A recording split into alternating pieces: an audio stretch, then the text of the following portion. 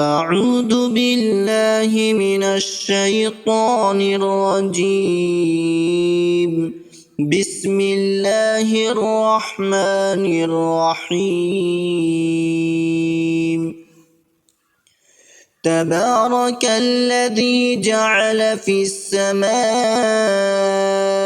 بروجا وجعل فيها سراجا وقمرا منيرا وهو الذي جعل الليل والنهار خلفة لمن أراد أن يذكر أو أراد شكورا وعباد الرحمن الذين يمشون على الأرض هونا وإذا خاطبهم الجاهلون قالوا سلاما والذين يبيتون لربهم سجدا